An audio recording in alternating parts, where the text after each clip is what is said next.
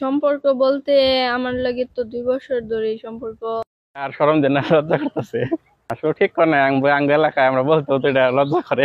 তারপর দিলে ফেরা তাও, তারপরে গাড়িতে উঠছে, তারপরে ওদের ধাক্কা দিয়ে উঠাইয়ে দিছে। তারপরে কি কয় মেয়া? কয় না আমি থাকবো না, থেকে কি করবো? কাজ করে খাবো এই বাড়িতে। আর কি কয়? আমি বিয়ে করবো। কারে বিয়ে করবো? ওই আখিরে। আখিরে বিয়ে করবো? নোয়াখালীর মানুষের কাছে মেয়েটাকে বিয়ে দিতে চান নাকি? আমি কি মেয়ের কাছে এলো এক মেয়ে দিতে পারি? আমি ওরে বিয়ে করব। মহিলারা এই 10 জন 15 জন করে দল বান্ধা যায়, কয়দিন আবার আসে। কয়দিন গেছে? 3 দিন ধরে এরকম।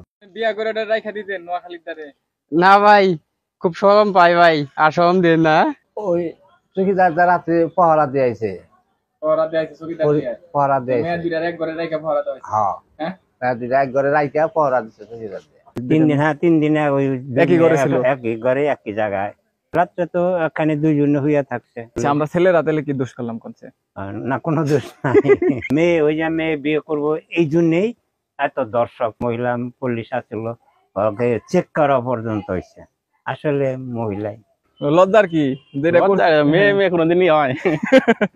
এখন কই আছে? কারণ এক জেডা দিয়ে গেছে গা, যে নোয়াখালী গেছে গা, আরেকটা এনুই আছে, গ্রামের ডেনুই আছে। গ্রামের ডেনে আছে? হ্যাঁ।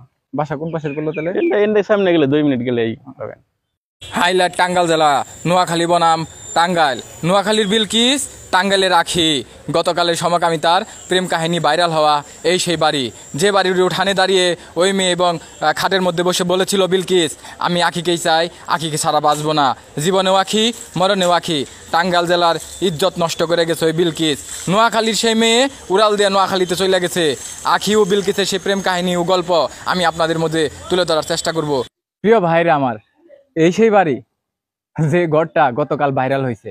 আমরা সমকামিতার সেই তথ্য পাইছিলাম। আজকে আমি সেই টাঙ্গাইলের কি গ্রাম জানি চাচা, এটা ময়থা গ্রামে চলে আসছি। ঘরের ভিতরে আছে সেই মেয়েটা। আমরা এখন সেই মেয়ের সাথে কথা বলবো। আসেন তো বাবা, একটু আসেন। এই সেই মেয়া দুইটা, প্রিয় দর্শক ও দেশবাসী, একটা 3 ফুট আর একটা হয়তো 4.5 ফুট হইব। চেহারা যে ডাইসার অবস্থা, সত্যি আমি লজ্জায় পড়ে গেছি। আর ওই মেয়েটার নাম বিলকিস। বিলকিস। তোমার বয়স 15 বছর? হ্যাঁ। আর ওইটার বয়স 18 বছর।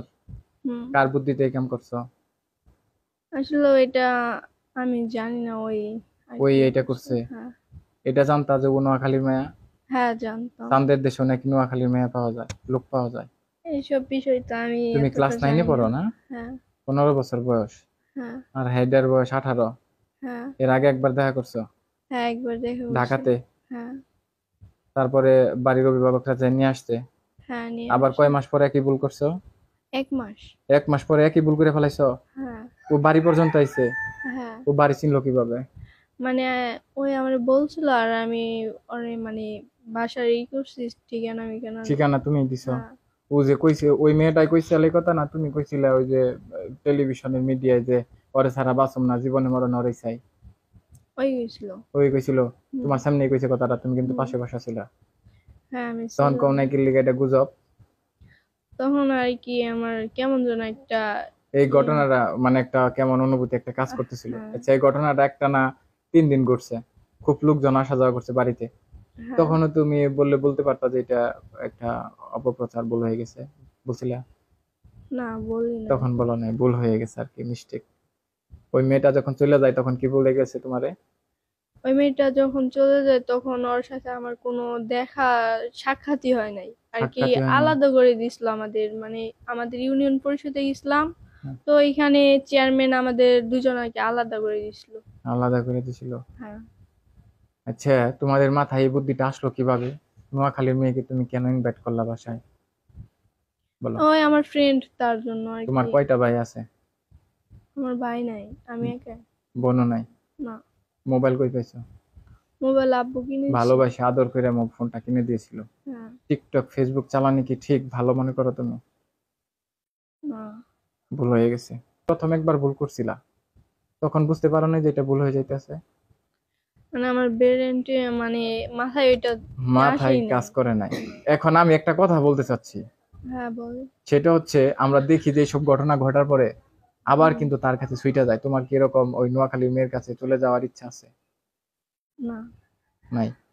না, আমার সামনে বসার জন্য কথাটা বললাম। কি? ওই যে মেয়েটা এখান থেকে চলে গেছে, তোমার কি ওর কাছে যাওয়ার ইচ্ছা আছে? না নোয়াখালী যাইবা কখনো? না হ্যাঁ, না ও তো তোমার ঘনিষ্ঠ একজন লোক। তুমি এটা এটা ভুল করছো না? হ্যাঁ বুঝা করছো? মানে আমার ব্রেনটে কার বুদ্ধিতে করছো এটা? ওই আমার বলছিল তাই। তাই? ওই মেয়ে তোমারে কখনো কোনো কিছু খাওয়াইছে? না, কখনো কিছু খাওয়ানি। আচ্ছা, তুমি যে মেয়েটারে জানছো, এটা কি ঠিক করছো? আসলেও আমি এটা বুঝতে পারিনি। আমি ওর আনছিলাম আমার ফ্রেন্ড হিসেবে। তো আসলে ফ্রেন্ড হিসেবে আনাটা আমার ভুল হয়েছে। তো কই থেকে কি হয়ে গেছে এটা আমার মাথায় আর কি ধরে নাই। তো আমি আমার নিজের ভুলটা বুঝতে পারছি। আর আমারে সবাই মাফ করে দিবেন। আর আমার জন্য একটু দোয়া করবেন যাতে আমি একটু অসুস্থ, যাতে সুস্থ হয়ে উঠি। আর আগে যা নিউজ দেওয়া হয়েছে সব ভুল। ভুল? হ্যাঁ, আপনারা তো দুইজন একসাথে থেকে দিছিলেন, তবু দিছিলাম। বলতেছেন আসলে ভুল। আমার মাথায় এতটা মানে ধরে নাই। বুঝছি, মাথার বেশি হ্যাঁ, মানে মানসিক প্রেসারের কারণে এরকম হয়ে গেছে। হ্যাঁ হয়ে গেছে। মানে এলাকার লোকজন আসা যাওয়া করছে এই জন্য। হ্যাঁ, হ্যাঁ, বিয়ে কাকে করবেন, মেয়েকে না ছেলেকে বিয়ে তো ভবিষ্যতে? সবাই ছেলেকেই করে, ওই মেয়েকে মেয়েটা যে বললো, ওই তাহলে মেয়েটাই ফালতু বেয়াদব, কি রাইট আছে না? হ্যাঁ, না, ফ্রেন্ড থেকে বলতে কষ্ট হচ্ছে? না কষ্টই কেন। মেয়েটার 3 দিন যে বাসায় যে জায়গা দিলেন, কামটা ঠিক করছিলেন? বুঝা দিছিলেন না না বুঝা? আমি তো বুঝতে পারি নাই। বুঝতে পারেন নাই? না, বিয়ের কথা কে বলছিল? বের কথা হেই বিলকিস বলছিল। বিলকিস কইসাল? হ নোয়াখালীর মাইয়া? হ হ্যাঁ, হ আপনার মেয়ে বলে নাই? না, এত পিচ্ছি মেয়ের কাছে ওইটার বয়স কত? এই 18। 18 বছর? ওর থেকে বড়? হ মানে সাংবাদিক যা কিছু কইছে বিলকিস কইছে, হ হ এটা কই এখন? নোয়াখালী গেছি, চেয়ারম্যান মেম্বার বেকেরে নইয়া তারপরে দেওয়া হয়েছে। চেয়ারম্যান মেম্বার নিয়ে যাবার চাইলো না। যাইবার ছিল না? হ্যাঁ। কি কয়? কয় আমি থাকবো। থাকবো? কার সাথে থাকবো? এই আমার মেয়ের সাথে। পরে বিয়া করবো কয়? মেয়ে কইছে না বিয়া করবো? এটা কইছি। এখন যাইবো না এখান থেকে, ওই মেয়ে যাবো থাকবো না। তারপরে আমি আনছি, দারোগা পুলিশ আনছি, তারপরে আনছি, ব্যাগ আনছি, তারপরে নামবো না বাড়িতে থেকে। বড় কঠিন করে 3 বেচা দিহাবো এবার কইরা। তারপরে আমার মেয়ের এতে বলটাইয়ে তেবা করছে, আমার মেয়েটা নষ্ট করছে এই বিলকিস। 3টা মাস ধরে তেবা আমার জ্বালাইতেছে খুব। ও, আপনার 3 মাস ধরে জ্বালাইতেছে হ্যাঁ আপনার আর আপনার পরিবারে? হ্যাঁ, যাবো না খামি জমি করলো। চেয়ারম্যান হারে থাপর দিয়ে উঠাইয়া দিছে, তাও যাবো না, গাড়িতে উঠাই দিছে। তোমাকে বোনের সম্পর্ক কত দিনের? 2 বছর। কয় বছর? 2 বছর। 2 বছর ধরে সম্পর্ক হয়েছে? হ্যাঁ, হ্যাঁ, ও তোমারে বারবার এই যে মেসেজ দিছে যে আই লাভ ইউ, আমি তোমার বিয়ে করুম, এই সেই এগুলা? আর কি ওইখানে বিয়ের কথা হয় নাই তো। তাহলে ও বাসায় এসে কিভাবে বললো? এটা তো আমি জানি না। ওই আমার তো বিয়ে মেসেঞ্জারে কি বলে, কি লেখে, কি লিখতো? কি লেখে আর কি, সবই লেখে। বিলকিস 2.5 বছর আগে পড়ালেখা মানে সাইডা দিছে। সম্পর্ক বলতে আমার লাগে তো 2 বছর ধরে সম্পর্ক। আমার সম্পর্কের আগে ওই পড়ালেখা ছেড়ে দিছে। আর মানে ও আমার আসার আগে, আমার কাছে আসার আগে ওর একটা জন্মসনদে পিক দিছিল। তো এখানে আমি খেয়াল করে দেখছি যে ওর নামের জায়গায় এখন দেখি বিলকিস বেগম লেখা। আমি মানে একটু আছি, সিরিয়াসলি বুঝতে পারতেছি না যে ওইখানে। আমি তো জানি বিয়ে হলে মানুষের বেগম হয়, বিয়ে হলে বেগম হয়, তার আগে তো আক্তারে থাকে। তো আমি ওরে বলছি যে এইখানে তোমার নাম তো বিলকিস আক্তার থাকার দরকার, এইখানে বেগম কেন? ওই আমারে কিছু বলে নাই। ওই আমারে বলছে যে এটা তো আমি জানি না, আমার জন্মসনদ যে করছে এই জানি। কিন্তু আমি এটা সিরিয়াসলি বুঝতে পারতেছি না যে এখানে বেগম কেন। লেসবিয়ান। প্রিয় দর্শক ও দেশবাসী, সমকামিতার এমন গল্প সত্যি বিরল। সমকামিতার ভালোবাসার টানে নোয়াখালীর মেয়ে বিলকিস চলে এসেছিল টাঙ্গাইলে। এখন আখি বিলকিসের দোষ দিচ্ছে। আখির পরিবার বিলকিসের এগনেস্টে কথা বলতেছে। আমিও সত্যটাই মেনে নেব, কেননা বিলকিসের বয়স ছিল এর থেকে 4 বছরের বেশি এবং বিলকিসের জন্ম সনদে উল্লেখ ছিল বেগম। তার মানে হয়তো সে ইতিপূর্বে বিবাহিত ছিল।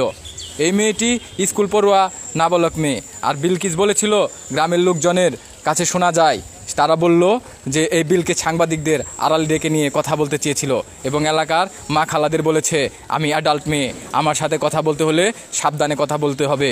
সত্যিই নোয়াখালীর একটা গরম আছে। তো যাই হোক প্রিয় দর্শক ও দেশবাসী, আপনার সামনে এবং আশেপাশে হয়তো এরকম ঘটনা আরও অসংখ্য আছে যেটা আমাদের আড়ালে লয়ে যায়। যদি কোনো এরকম ঘটনার পরিস্থিতি আপনাদের মধ্যে অনুভূত হয় এবং বুঝতে পারেন, তাহলে অবশ্যই আপনারা আগে থেকে ব্যবস্থা গ্রহণ করবেন। তাহা না হলে যে কোনো সময় এই আখি ও বিলকিসের মতো বড় ধরনের দুর্ঘটনা ঘটে যেতে পারে। সবাই ভালো থাকবেন, সুস্থ থাকবেন, সতর্ক ও সাবধান থাকবেন। বেঁচে থাকলে আবারও দেখা হবে, মরে গেলে বিদায়। এই প্রত্যাশা আমি মোহাম্মদ আলম হাসান আজকের মতো বিদায় নিচ্ছি। আসসালামু আলাইকুম।